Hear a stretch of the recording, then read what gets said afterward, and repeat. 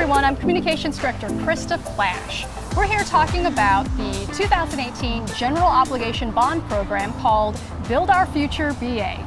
For this video, we'll be talking specifically about 3 projects in Proposition number 1, transportation, and that's to improve traffic flow right here on Houston Street. Joining me is Councilor Mike Lester. He represents Ward 3 in the southeast part of Broken Arrow. Southwest. Forgetting where we are. Southwest part of Broken Arrow. So tell us exactly where we are. So we're at Station 5 along Houston 81st Street, for those of us who have lived here, between Olive and Aspen. This project in Widening has been one that the citizens actually came to our meetings, and this was one of the projects that they really said was needed. So on this project, we have widening from Garnett to Olive and Olive to Aspen, widening Houston from 3 to 5 lanes. The reason is that this part of Broken Arrow has grown so much over the years that the traffic continues to be congested both in the morning and the evening. So we want to do our part in all parts of Broken Arrow, but especially this west side of Broken Arrow. The traffic is so congested that we want to do our part to help widen the streets, to move the traffic more efficiently during the morning and afternoon hours. All right, so you mentioned widening Houston, or 81st, from Garnett to Olive, Olive to Aspen, but there's also another section there is. Of Houston will be widening. Can you talk about that? Absolutely, and from 177th, 9th Street, Lynn Lane, depending on what you call it, from that point to Highway 51, we're taking that road from 2 lanes and widening it, because that area of Broken Arrow will soon become a major industrial growth area for our city.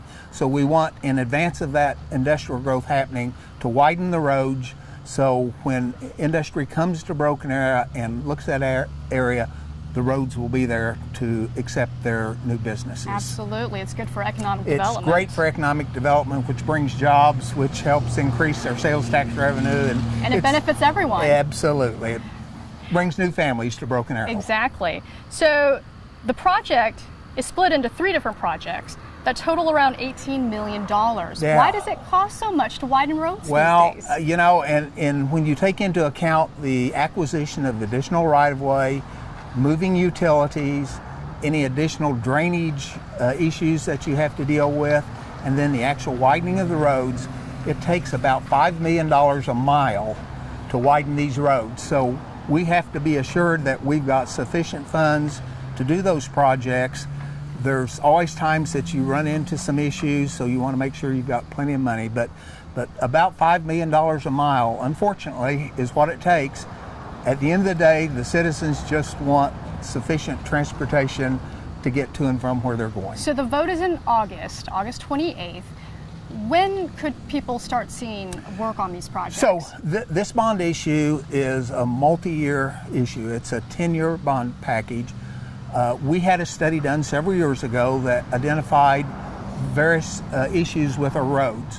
I think widening these roads are a major part of that. It typically takes, from the engineering, once we have the bond issue passed and they do the engineering and everything, it's at least a year in advance of that bond issue before any work can be started. So our engineering construction department, along with the city staff and the council, will identify those projects, this probably being one of them, which are needed the most and the soonest, and we will begin those projects. But if the bond is in August of this year, it's going to be at least a year before we see any construction started on any of these projects. But it will come, and it will benefit all the citizens of Broken Arrow. All right. Anything else you'd like to add? You know, I just want to say, and this is my 11th year on the council, I, from the very beginning, have endorsed widening our east-west arterial streets, because as we continue to grow, the traffic that flows in and out of Broken Arrow continues to use these streets more and more. So Houston being one of them, Washington being another one of those streets that we're working on widening to 5 lanes. New Orleans, or 101st, is another one on this bond project. That one, because I was asked the other day, why are we doing it from Garnett to Olive?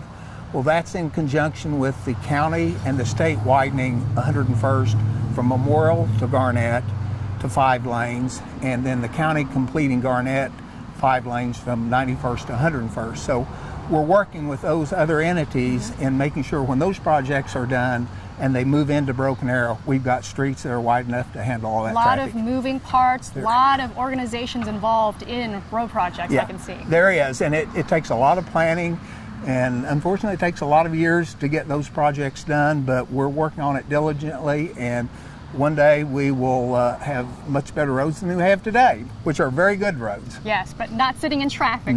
Sitting in traffic. For None of us 10, like 15 minutes at a time. None of us like that. Nope. So, you know, the council, the city staff works diligently to address these problems, and this bond issue has a lot of other areas in it that we think are important to the city of Broken Arrow. So we just encourage the citizens to go on our website, look at those various projects, and if they have any questions, call their council members or call staff.